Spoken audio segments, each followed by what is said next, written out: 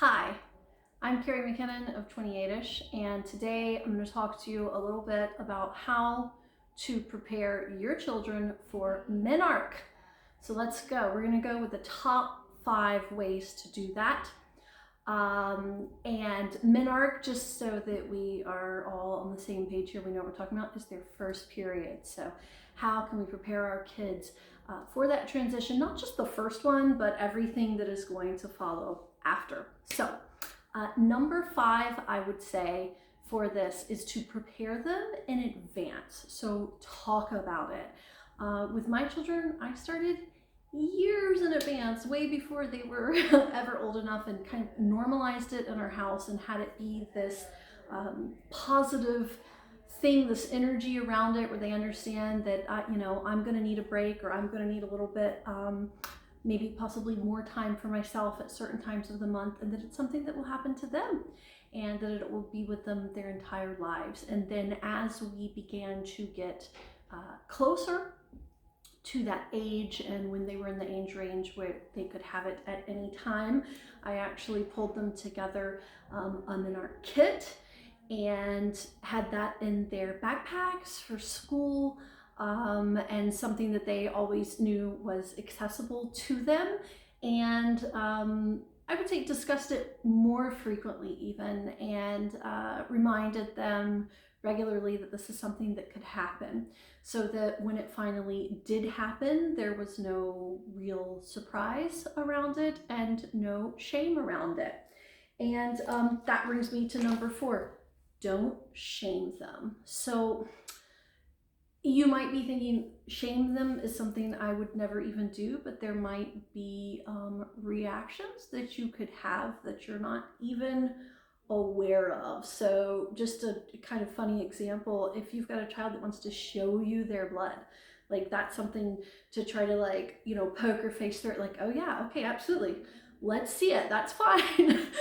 Even if it's not something you would necessarily show to anyone, and definitely not a way that you were raised, but to try not to put any of that weirdness around it. There's other small things that could happen, like they might start having like open pads that are in the trash can by the toilet, so don't be like, you need to close it up, no one can see your blood, that kind of thing. So try not to shame it. Try to every word that comes out of your mouth about it, for it to be a positive and loving approach that doesn't involve any shame around it. This can extend also once they're past their first menarche and they're maybe cycling on in that first couple years.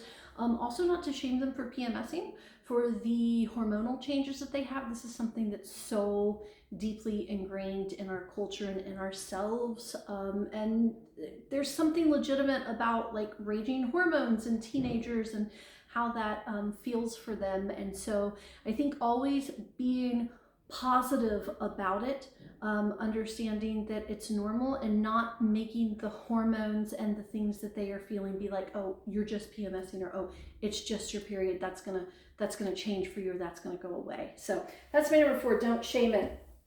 3, questions, right? Take all the questions, be a question magnet. I am sure if you've laid this positive groundwork in your home and in your family, hopefully your children will come to you with all the questions, and just encourage question asking. There are things that they are going to be wondering about that you would never think to explain. So encourage questions, make it a period positive and question positive environment. So another thing in terms of the question, and this brings us to number 2 on the list, when you're getting the questions, when you're giving the information, remember to try and promote healthy habits around the actual menstrual cycle and menstruation period. So as opposed to, oh, here, let me get you some chocolate.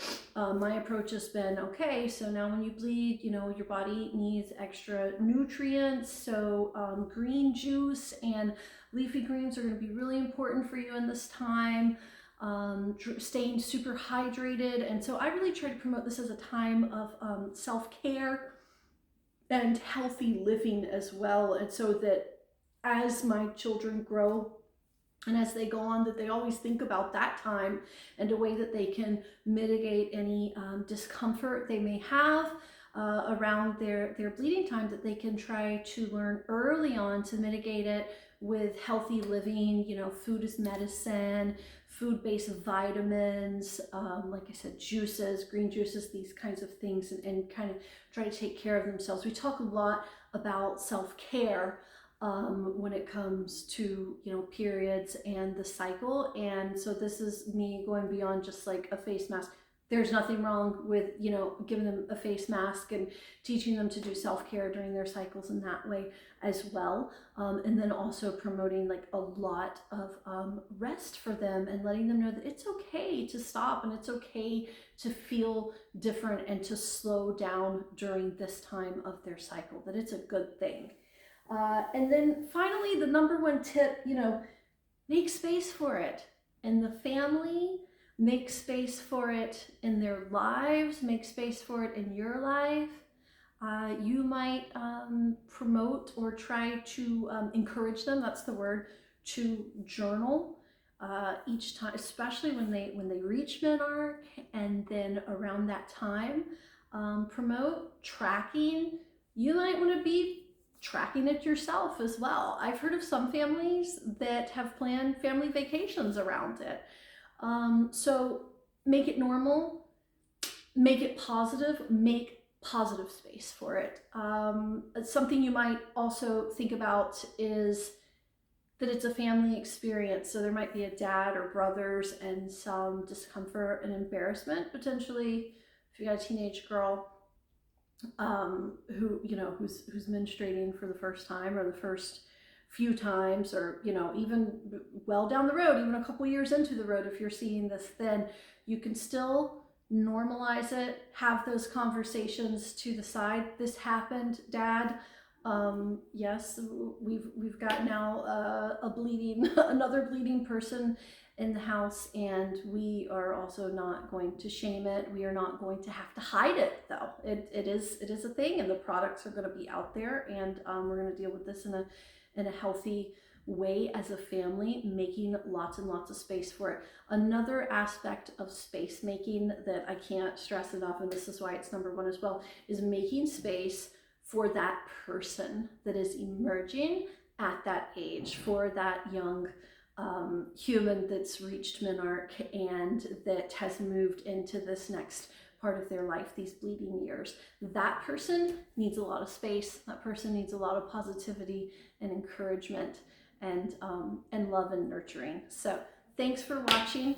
I hope you enjoyed this and find it helpful. Be sure, you know, don't hesitate to ask any questions you have via email or in the comments below. Thanks. Take care.